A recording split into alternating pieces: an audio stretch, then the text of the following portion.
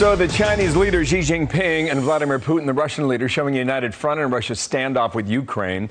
And we're seeing no signs of de-escalation. Michael Waltz, Republican out of Florida, member of the House Armed Services Committee. Sir, good day to you. It looks like Putin's going to go to Beijing for the games in early February. So the world is literally choosing sides as we sit here today. You were just in Ukraine. What did you learn about the potential and possibility of Russia having action there in the Eastern Front? Well, we have to appreciate that we're on the verge of possibly seeing the largest land invasion in Europe since World War II. Russia has hundreds of thousands of its soldiers massed on the Ukrainian border. Cyber attacks are increasing on their electrical grid. The Ukrainians are, as you can imagine, incredibly worried, and we're just not seeing the same sense of urgency out of the White House here. Instead, a $200 million lethal aid package is sitting on President Biden's desk.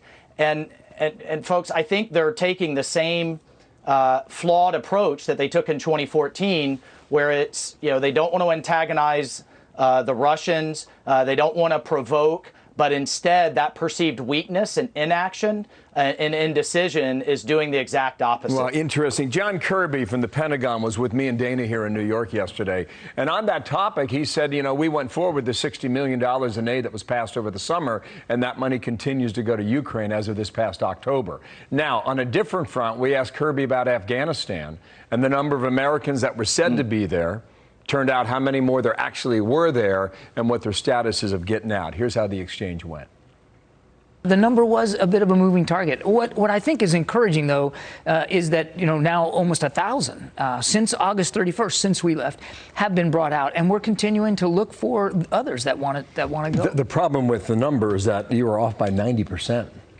Well, again, it's not a science, Bill. It's not like they register, on some sort of list that we just have that's static and permanent. So how do we get the 90% number? We get it because we were told there are between 100 and 200 Americans there left behind, and there were 1,000.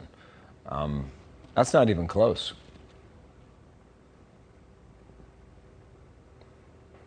Congressman, you still with me?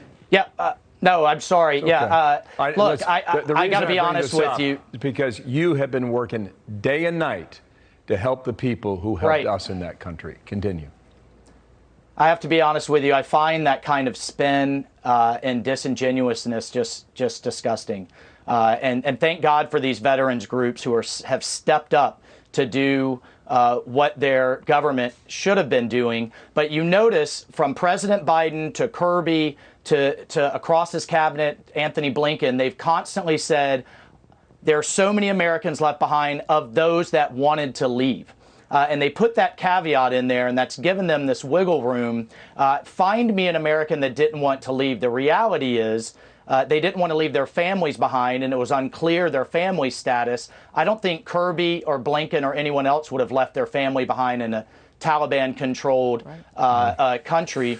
But he's not even getting to green card holders, legal permanent residents. They've admitted the majority of the SIV holders were left behind. And I can't tell you how many veterans who have reached out to me and just said they've never been more disheartened and disgusted with their own government, and the State Department in particular, that they're finding is more a part of the problem than helping them with the solution. And the thousands of special forces that we trained in Afghanistan who helped us quickly here. You helped a person by the name of Alwyn Cashe get a Medal of Honor. How did that come about?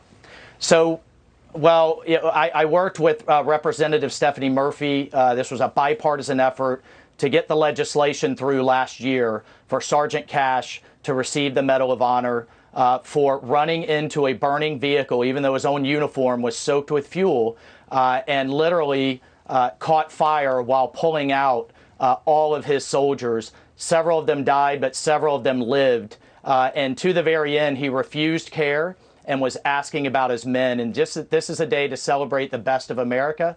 And no one there at this Medal of Honor ceremony cares about black, white, or brown, or Republican or Democrat. We're all just fellow Americans. And this man in particular died and gave his life for his soldiers. He'll be celebrated along with a Green Beret and a Ranger who did the same and gave the ultimate sacrifice so we could wake up breathing free air. Well, and it's just my honor to be a part of it. Amen to that. Thank you, sir, for sharing that story. We'll talk soon. Michael Waltz, thank you. From